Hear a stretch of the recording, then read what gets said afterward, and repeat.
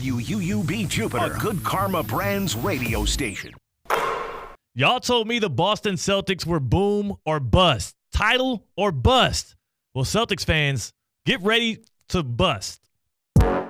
Live from the Anajar and Levine Accident Attorney Studios. The man, your man could smell it. Theo Dorsey is theoretically speaking. But are you a different animal and the same beast? What does that mean, Kobe Bryant? Streaming live on YouTube, here's Theo Dorsey. I'm sorry about that. Title or bust. So I got to word that differently going forward. Was that an accident? I had nowhere else to go. I want to say, like, Celtics fans, get ready to be disappointed. And that was a face plant. It's a Friday, though. Can I get away with that on a Friday? Yeah. I apologize to our listeners, our fans, anybody watching this on YouTube at Theo Speaking. You got to watch that back, by the way. If you are in the car listening audibly, or if you're on the ESPN app listening live, you have to go back on YouTube at Theo Speaking and watch that back to see Theo's face when he realized he jumped up in the air with nowhere to land. The problem was, again, you're right, it's like a jump pass. This is why they say in basketball, never leave your feet before you've already made your decision. You got to be shooting it already, or you got to make your decision to pass it. I left my feet, and it was the cold open. I knew I had to hit the open soon. I had to finish the saying, and you know what's funny, C-Cat? What really happened there? What? I forgot that I had to do a cold open, and just as we were getting geared up for it, I tried to just go for it, and I tried to wing it off the top of my head, and now you see why I am a TV sports anchor by trade. I'm just getting new to this radio stuff. I don't have a teleprompter right here in front of me. Again, I apologize. Celtics fans, don't get ready to do that. Wait till after, theoretically speaking. Have your fun, but do know that your title odds, your chances of raising the Larry O'Brien trophy this year, I don't think so. Want to try it again? Yeah. Let's do it again. Okay. We don't do the full open, but we'll hit the sound as if you did hit the open. How about that? I'll do it for you. Let's do that. 3, 2, 1, action. I was told the Boston Celtics were title or bust. Well, Celtics fans, get ready to be disappointed. Live Good. from the That was very good. Thank you. Yeah. Thank Okay. you. Yeah, that was way better. Okay, I'm sorry. Okay, let's get this thing started on a Friday. It's a top 5 Friday, so later on we'll be giving our top 5 list. Today's is going to be about NBA contenders, which teams are most likely to be able to win a championship this year. Also, we're going to have a get around a little bit later, and the very interesting question that popped up via Twitter, we're going to answer it. Cam Newton versus some high schoolers. There's more stipulations, but we'll get into that later because I do have to start with the Boston Celtics. We got off on the wrong start here. I am flustered. I am a little bit out of my wits right now on a Friday. But you know what? So are the Boston Celtics after what happened last night at TD Garden. I told you all this. I think it was a couple days ago. If there's one thing I'm certain of in these NBA playoffs, it's that the Celtics, who always play with their food, were going to drop a game to the Cavaliers. Everybody was joking around like the Cavs were in this thing and it was a formality and the Celtics were going to sweep them. Boston has never had that dog in them like that, and they proved it again last night at home in Game 2, getting beaten by the Cleveland Cavaliers 118-94 at TD Garden. Donovan Spider Mitchell, 29 points. He kind of had his way in that second half, and the most important thing about this one that you need to know is now that series is tied 1-1, yet again, it's being called into question whether or not the Boston Celtics are a serious title contender. I would say they're not. And the reason being is whenever we're going into these playoff series, we always try and have that game, that draft. If you were picking players off of each side of these two teams, who would you pick first? Who's the best player in this playoff series?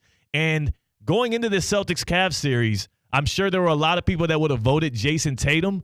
But 2 games in, and especially what we've seen from the rest of this postseason and the first round as well, I'm pretty much all the way convinced that Donovan Spider Mitchell is the best player in this series with the Cleveland Cavaliers, and Jayson Tatum, who before this season, everyone touted as a potential future face of the NBA. Before this season, everyone touted as potentially the best player in the league. There was even talks in the midst of this season that guy should be in the MVP conversation. Like, there was a time, I feel like around December or January, where it was like, Tatum will win the MVP this year. He should be the MVP this year. The Celtics won 64 games. But yet again, here we are in the postseason, and we have the Boston Celtics heavily favored at home with the stronger team, with the bigger name stars falling flat on their faces. And this time it's the Cavaliers. Where did I hear about this last time? Oh, wait. Just last series against the Miami Heat, who didn't have Jimmy Butler or Terry Rozier, and marched right into the Celtics home court and took them down. This is starting to get embarrassing if you're a Celtics fan. This is starting to get embarrassing if you're a player wearing that Boston jersey. And more importantly, it's got to feel embarrassing when Jayson Tatum is asked questions at the podium after a disappointing Game 2 loss, and it's about the expectations, right? Like, he's kind of jaded to this. Jayson Tatum has been in the spotlight literally since college when he went to Duke, and now with the Boston Celtics. They've been in contention every single year in the league since 2017 when he was drafted. It makes sense. He feels a bit jaded by the expectations around this Celtics team, but guess what? It is title or bust. So you're going to get these kind of questions after losses like this, and here's Tatum sounding very lethargic, apathetic after a Game 2 loss where he failed to show up for his team in a big moment. The idea that we have a super team, it's twofold, right? We didn't have the Coach of the Year. We didn't have the MVP. We only had 2 All-Stars. So they say we're a super team, but, we didn't get rewarded like we are. But, we know we got a good team. We're not perfect. We play the right way more often than not. And we know we got to be better. But, for, I guess, saying people that are spoiled from our success, we don't pay attention to those things. We just go out there and control what we can't control. You know who's spoiled? And I'm not going to say it's Jayson Tatum himself is spoiled, but the guy has had a pretty solid silver spoon for the entirety of his NBA career and even going back to college. And I think sometimes we forget how much that plays into just how strong these players are at decision-making, at problem-solving, at being the guy that your team can rely on, not only as a leader in the locker room, but somebody who has to make the right plays with the ball. What we saw from Donovan Mitchell last night, that was inspiring, right? That was uplifting. He has the rest of the Cavaliers believing that they can actually make a dent in these playoffs and maybe even get past the Celtics. And I don't think we can rule that out at this point.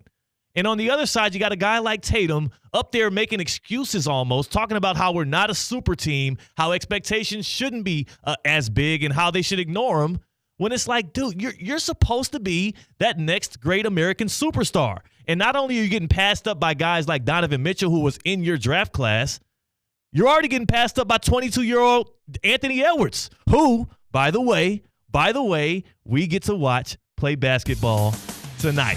That's right. Tonight on ESPN, NBA on ABC. Is it going to be ESPN or ABC tonight? Not sure. Let ESPN. I think look that up, but I think it'll be ESPN. It is ESPN, yep. We've got Knicks at Pacers at 7 p.m. You know what I'll be doing during Knicks Pacers, C-Cat? What's that? I'll be watching the Challengers movie with the love of my life, my wife, Ashley. I dedicate it tonight to her. I'm going to be able to go watch the Challengers movie. I think Zendaya's in it. Gets a little raunchy, some tennis involved. I don't know.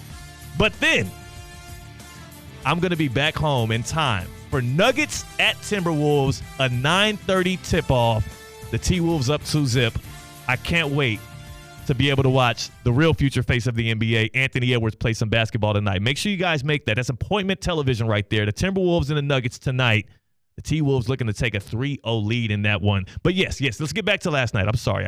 Again, my brain's all over the place right now after that start with the Celtics. I know I'm getting killed in the YouTube chat. I got a couple text messages about the Celtics title or bust stuff there. But in all seriousness, I asked the question on Twitter today. Who is the best player in Celtics Cavs? In this round 2 series in the Eastern Conference, the Celtics the 1 seed, the Cavs limped in, and literally every single response, C-Cat, was Donovan Mitchell. Every single one? Every single response. I haven't gotten one Tatum response. And this is the same Jayson Tatum who last year and the years prior when the Heat and Celtics matched up, I had to yell and argue until I was blue in the face that the Celtics didn't have the guy in the series. It was Jimmy Butler who would be the best guy, and it played out every single year. Jimmy Butler outplayed Jayson Tatum in every single postseason. Like, at what point are we going to stop putting these lofty expectations on the Celtics and take them for what they are? They're a team that is going to look great. They're going to have the highs. They're front runners. But when it comes to the mentality, when it comes to decision-making down the stretch, when it comes to clutch games, when it comes to the playoffs, I'm just not sure at this point we can count on them. They are front runners. I'm not sure how good Joe Mazzulla is as a head coach. And also, it's being called into question who Jayson Tatum is and where his standing will be in this league. He's getting passed up by 22-year-olds. Last night, we saw him get passed up by somebody in his draft class that was picked like late in the lottery, where Tatum was a top 3 pick. And then this morning, an unsportsmanlike Evan Cohen, an unsportsmanlike what you hear 6 to 10 a.m. here on ESPN 106.3, Michelle Smallman and Chris Canty. But here's Evan Cohen addressing where he thinks Jayson Tatum stands in the pantheon of stars in the NBA. He's a phenomenal Hall of Fame caliber, young still basketball player. That is okay. He's not the guy, like you said, Smalls, Anthony Edwards, I'm going to kill everything in front of me. And if you can say that, act that way, and play that way, you have a chance of actually doing that. He's not that guy. He's got to stop with this, and we've got to stop having that conversation about this guy. He's awesome at what he does. Face of the league, leader of the team? No, that ain't him. That ain't him. It's just not. You know what opposing teams see when they see Jayson Tatum and the Celtics come into the arena, when they see those guys line up on them?